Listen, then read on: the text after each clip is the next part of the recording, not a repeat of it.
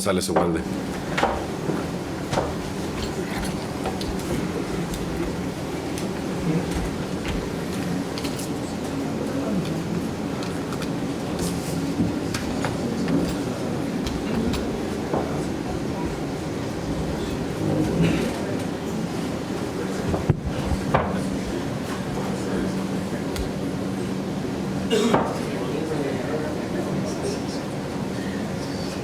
Bueno, buenas noches. Me toca la parte del trauma y de las fracturas, pero hay una parte importante en esto. En cuanto a los pacientes jóvenes, normalmente cuando hablamos de una fractura o de unas secuelas traumáticas en la cadera, pues lo que vamos a intentar hacer primero es osteosíntesis. Entonces, en lo que nos vamos a enfocar es en la parte de las secuelas que nos va a dejar estos traumas. Y bueno, un paciente muy joven, hace poco salió un artículo en el que se habla de los pacientes que son muy jóvenes, se considera que son menores de 30 años, pero en realidad todavía un paciente que está entre 30, 50 y 60 años, consideramos que es un paciente joven, ya que seguro tenemos una esperanza de vida mayor de 15 años, entonces tenemos muchas posibilidades de un recambio protésico, lo que nos hace considerarlo como un paciente joven, tomando en cuenta que la expectativa de vida es entre 70 y 80 años. Ahora, en cuanto se desencima esto, no sé cómo que encimaron estas. Bueno, si no sale no importa. Lo importante es que hay que hacer el diagnóstico temprano de cuando empezamos a tener complicaciones en los pacientes jóvenes. Lo que decíamos de que en las fracturas y en las secuelas traumáticas, luxaciones, es muy diferente porque no hay muchos reportes de que se tenga que tratar una fractura de cadera con una prótesis en un paciente que tiene 30 años. Lo primero que tenemos que buscar es una osteosíntesis. En caso de que esto no vaya bien, entonces ya pensamos en una artroplastia total de cadera. El paciente normalmente tiene un trauma de alta energía y el paciente se encuentra en condiciones normales, presenta el trauma, se hace la osteosíntesis y después puede evolucionar hacia una osteonecrosis, a una no unión de la osteosíntesis o a una artrosis. Entonces, bueno, el paciente lo que quiere es regresar a sus actividades sin limitaciones, ya que es un paciente que desde que nació no tenía problemas, no sabían que ya cojeaba, que tenía en una displasia o que tenía un problema ya desde antes, sino era un paciente totalmente joven que empieza a tener una mala evolución. Y bueno, lo que debemos de tomar en cuenta es que el fin que debemos de buscar es el mismo siempre de una artroplastía, que es controlar el dolor y mejorar la función. Entonces, siempre en los pacientes que tengan un trauma en agudo debemos de buscar una osteosíntesis y bueno, estar vigilando y dar un seguimiento estrecho para ver qué complicaciones se nos puede presentar. De las 3 complicaciones principales del trauma, la que menos queremos ver es una osteonecrosis, ya que es fatal porque seguro vamos a evolucionar hacia una artroplastía. Los pacientes evolucionan con mucho dolor y acabamos haciendo una prótesis. Se presenta del 10 al 30% una no unión, que en algunos casos todavía se puede corregir con otra osteosíntesis, pero ya cuando evolucionamos con complicaciones y ya no podemos hacer una osteosíntesis, tenemos que pasar a una artroplastía. Y cuando se va generando la artrosis de forma gradual, a veces los pacientes lo van detectando, pero es importante ver qué tanto dolor y limitación tiene el paciente, porque a veces se puede ver muy mal la radiografía, pero el paciente funcionalmente no va mal y no es lo ideal adelantarnos a poner una prótesis porque las complicaciones, como vimos en el caso que presentaron, pueden ser fatales por tratar de hacer algo antes de que el paciente presente una sintomatología para una artroplastía total de cadera. Cuando tenemos fractura de cadera, generalmente se asocia a algunas otras lesiones, ya que se presenta en pacientes jóvenes, principalmente en hombres, es más común en accidentes automovilísticos y se asocia luxación de la cadera. Ahora, cuando solamente hablamos de luxación, generalmente con un trauma de alta energía, se va hacia anterior en entre el 10 y el 18% de los casos y hacia posterior en el 90%. Y cuando se asocia con fractura de la cabeza femoral, se luxa hacia adelante en el 22% y hacia atrás en el 10%. Ahora, el pronóstico debemos establecerlo desde que hacemos la osteosíntesis de la fractura, ya que esto depende de la intensidad del trauma, de hacer una reducción en las primeras 12 a 24 horas. Tenemos que buscar hacerlo pronto y de hecho entre menos horas mejor, ya que disminuimos el riesgo de una necrosis avascular. Y si se va a hacer un intento de reducción, solamente un intento, no estar intentando hacer reducciones y si no hacerla ya de forma abierta, porque si no vamos a lesionar el cartílago. Siempre buscar una reducción anatómica, una descompresión capsular y hacer una fijación estable. Hay algunos criterios que nos ayudan a establecer el pronóstico que vamos a tener con esa osteosíntesis que hicimos. Si los pacientes pueden ir de forma excelente cuando no tienen dolor, no cojean, tienen movilidad completa, tienen una buena congruencia en la radiografía. Un pronóstico bueno cuando no tienen dolor, pero cojean, la función de la cadera no es tan buena, pero tiene mayor del 75% de función y se empiezan a notar algunos cambios en la radiografía. Un pronóstico regular es cuando presentan dolor, pero no es discapacitante. Cuando caminan presentan dolor, hay más de la movilidad, la congruencia no es tan buena del acetábulo, hay osteofitos, hay calcificaciones.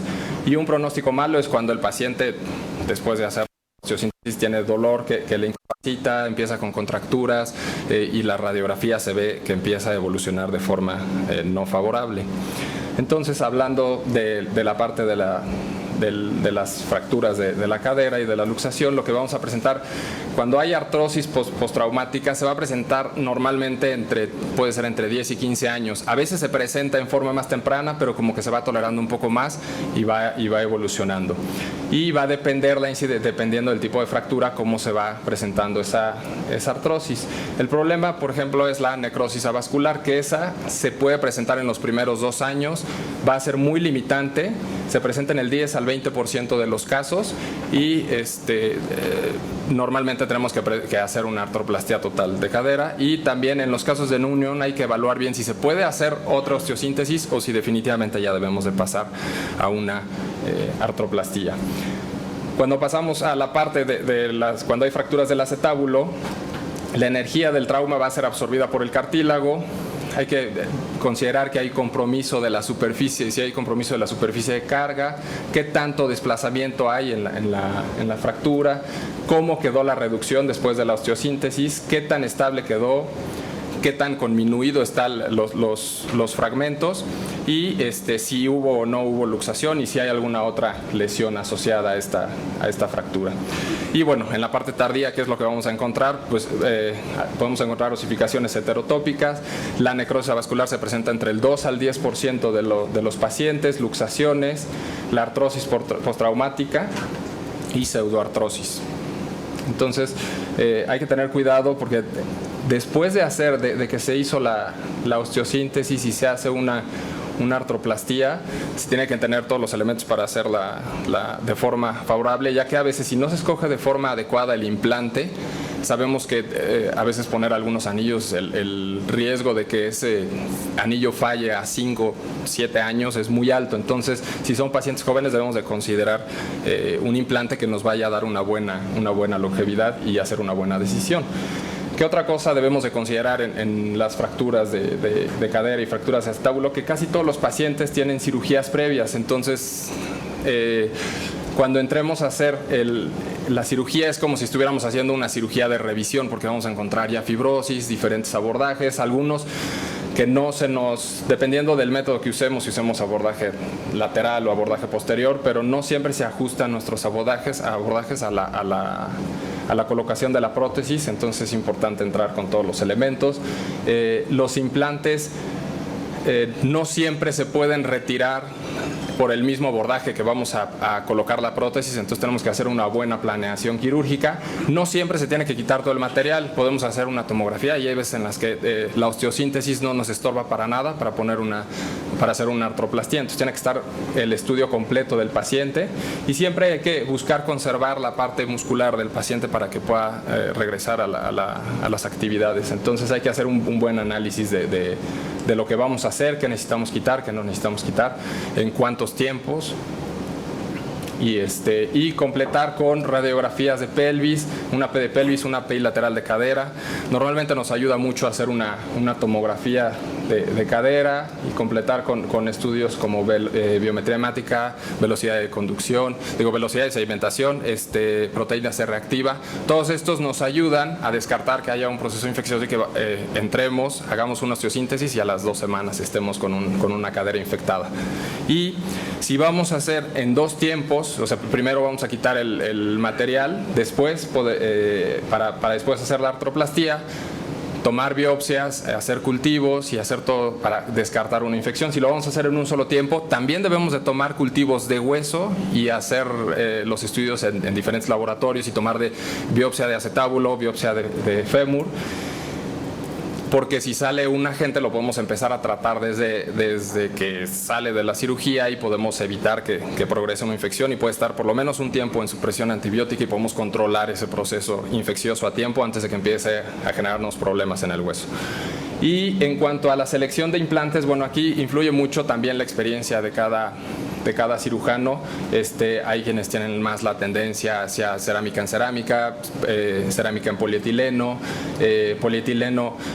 metal en polietileno de enlaces cruzados de vitamina E. Entonces hay que conocer bien cuáles son nuestras complicaciones que podemos tener a futuro, ya que este paciente, si lo operamos, es muy probable que necesitemos hacer una revisión.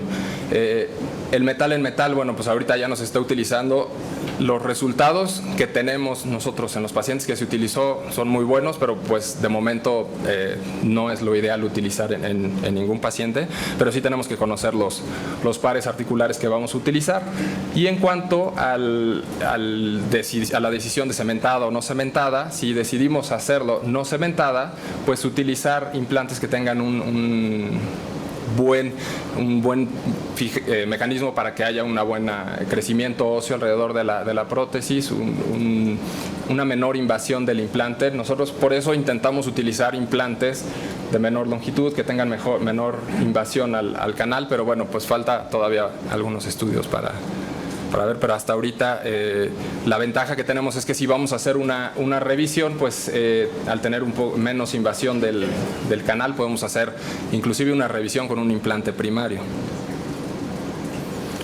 También que si vamos a entrar a hacer una artroplastía, no es nada más entrar a poner una prótesis primaria como en la mayoría de los casos de una coxartrosis, sino que tenemos que entrar con los instrumentales para hacer un retiro de material, utilizar fresas de alto poder para quitar, a veces podemos quitar nada más un tornillo sin tener que entrar por atrás a quitar una placa, tener injerto óseo. Este es, por ejemplo, un paciente que nos refirieron, bueno, ya tuvo una fractura de cadera y le hicieron una osteosíntesis, no consolidó después llevaba ya 11 meses.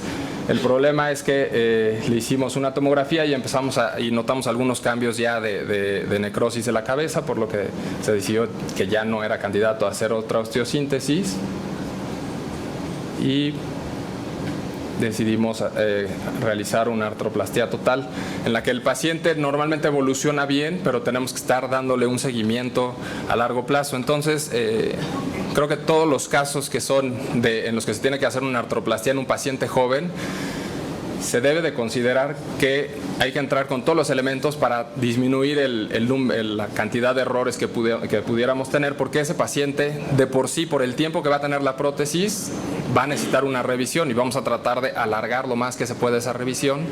Y entonces, si vemos que es un caso complicado, pues tal vez apoyarnos en alguien que tenga más experiencia en hacer este tipo de cirugías. Okay. Muchas gracias.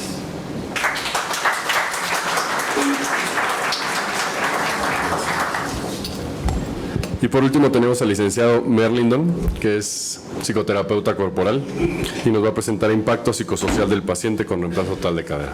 Gracias.